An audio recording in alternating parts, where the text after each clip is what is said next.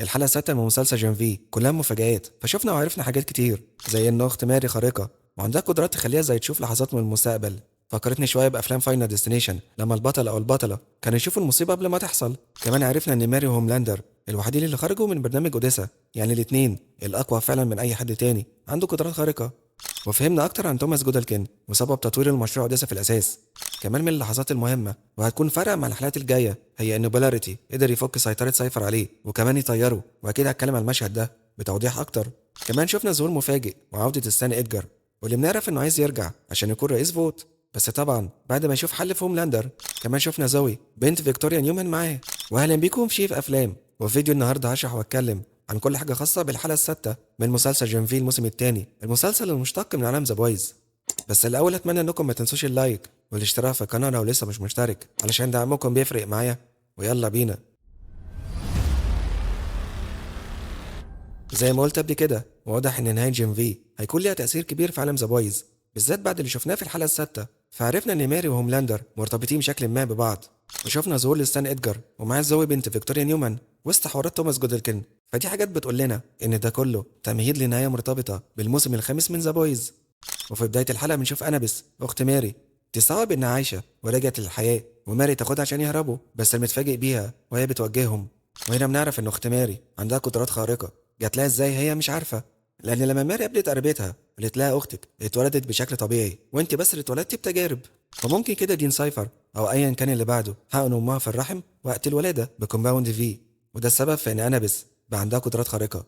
لكن بنعرف إنها خبت قدراتها عن أي حد، وده عشان هي متعقدة عشان شافت اختها الكبيره ماري وهي بتتسبب في موت ابوها وامها، فهي مش حابه تكون خارقه. وده اعتقد السبب في انها مش بتعرف تتحكم في قوتها بشكل كامل، فهي احيانا بتحس بالخطر واحيانا لا. لكن هي المره دي قدرت تحس ان سام جاي من اتجاه معين عشان يعرفوا يقابلوا بعض ويهربوا سوا. ونشوف ايما تتفاجئ بسام انه جه، عشان في الحلقه اللي فاتت كان قال لها انه مش هيجي يساعد لانه شايف ان كيت سبب مشاكل كتير في حياته.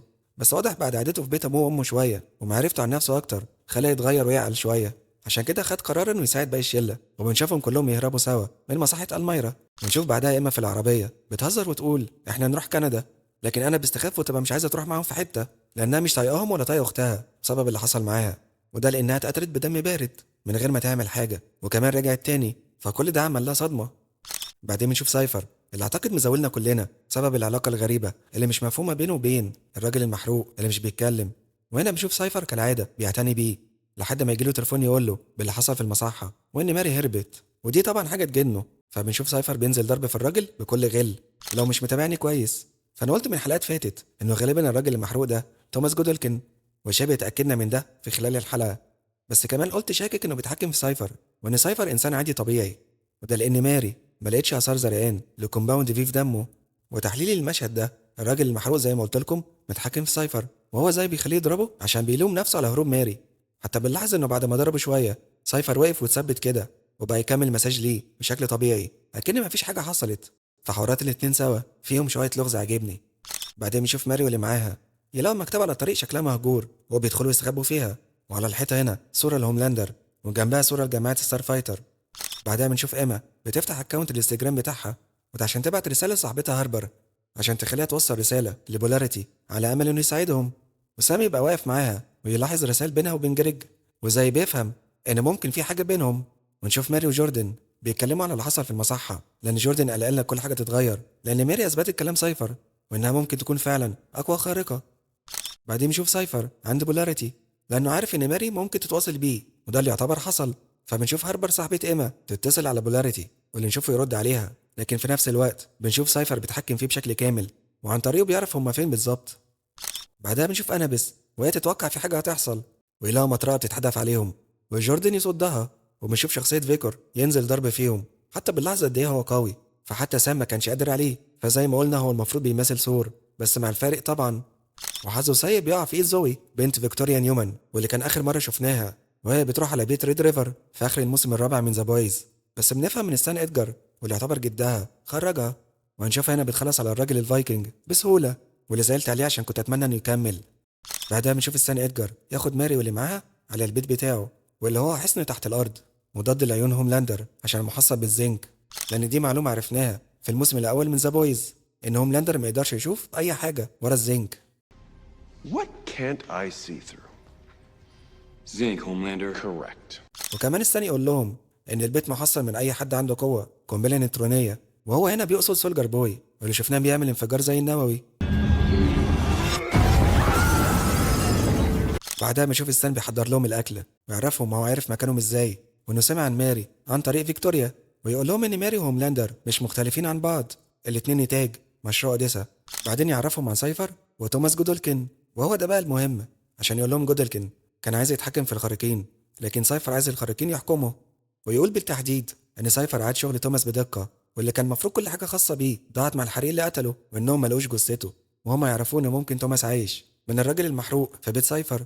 واستني يتفاجئ لانه عارف ان في دماغ توماس القدره على التحكم في كل الخارقين، وده حاجه ممكن تساعده في انه يرجع لفوت، وان الدنيا ترجع معاه بشكل طبيعي بعيد عن حوارات هوملاندر. لكن لو جينا نحلل كلامه هنا فهشوف ان الراجل المحروق ده هو تاكيد ان ده توماس جودلكن، ومن كلامه عن سايفر فهو مش عارف ازاي قدر يكمل شغل توماس اللي ضاع في الحريق، فده حاجه تانية ممكن تدل ان سايفر مش سايفر. فكلام استنى على توماس اللي بيقول انه عايز يتحكم في الخارقين زي ما قلنا قبل كده، ده ممكن يدل انه متحكم في سايفر وبيكمل شغله وابحاثه عن طريقه.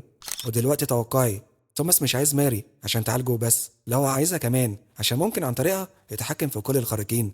لما كانوا في المصحة وسألوا ماري ازاي عملتي اللي عملتيه مع انابيس، قالت انها حست بكل الخلايا وقدرت تعالجها. فمن وجهة نظري هو مش عايز ماري عشان تقدر تشفي وتعالجه بس، هو عايزها كمان عشان بسببها هيقدر يتحكم في كل الخارقين، لانها بتحس باي حد جواه كومباوند في. فممكن نفهم بعدين ان توماس جودلكن عايز يتحكم في كل الخارقين حرفيا، وده مش هيتم غير عن طريق ماري. ولو فعلا متحكم في سايفر هيبقى عايز بعد كده يتحكم في ماري، لكن ممكن مستني قوتها توصل لليفل معين عشان تقدر تعالجه الاول، بعدين عن طريقها يسيطر على الخارقين ويحكم العالم. فالثاني إدجار قال توماس كان عايز التحكم لكن سايفر عايز الخارقين فوق كل الناس. ومن الكلام ده انا شايف ان هو غلطان ومش فاهم قوي اللي بيحصل، لانه ما كانش عارف ان ممكن يكون توماس حي، فلو الاتنين دول واحد فهم عايزين التحكم والسيطرة ويكونوا فوق الكل. وحتى بنعرف ان اغلب الاسلحة اللي بيستخدموها في السيطرة على الخارقين كلها من اختراعات جودلكن.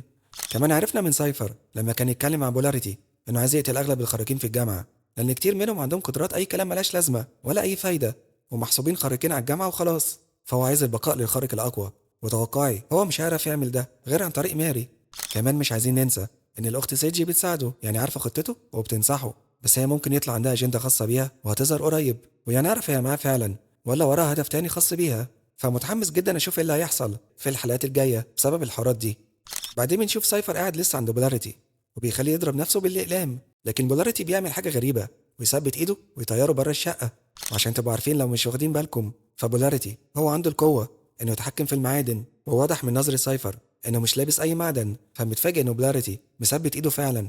والتفسير اللي عندي هنا فممكن لو كلامنا صح في حوارات ان جودلكن متحكم في سايفر، ده اكيد حاجه هتكون خاصه باشارات وترددات المخ، وممكن بسبب مشاكل بولاريتي العقليه قدر بشكل ما يكسر الاشاره بين الراجل المحروق وسايفر ويعكسها عليه ويبقى هو المتحكم، وثبت ايده لحد ما طيره وسايفر هرب بعدها. وطبعا كل دي نظريات هتبان لو صح على الحلقه الجايه. وفي الاخر بنشوف ماري بتسيب بيت ستان عشان عايزه تروح على الراجل المحروق على امل انه يوقف سايفر، لانهم فاكرين ان سايفر حبسه. وكيت تشوفها وتقول لها انت عندك القدره تعالجي دماغي ووقتها هقدر اساعدك عشان نتغلب على سايفر. والمسلسل بينتهي ان الاتنين بيمشوا مع بعض. وانا كنت قلت لكم في شرحي للحلقه اللي فاتت ان اتوقع ان ماري هتعالج كيت وسام وبولاريتي واي حد عنده مشكله، زي ما قلت مستني ومتحمس للحلقات الجايه. فالمسلسل في موسمه الثاني افضل من الاول بكتير. وبس كده، ده هيكون نهاية شرح وتحليلي لكل حاجة خاصة بالحلقة السادسة من مسلسل جون في الموسم الثاني، واللي كانت حلقة مليانة تفاصيل وحوارات حلوة كتير. واتمنى الفيديو عجبكم وهستنى اعرف رأيكم في التعليقات. وفي الاخر اتمنى ما تنسوش اللايك والاشتراك في القناة لو لسه مش مشترك، وتفعلوا جرس التنبيهات، وفولو صفحات شيف افلام على التيك توك والانستجرام علشان يوصل لكم كل جديد. سلام.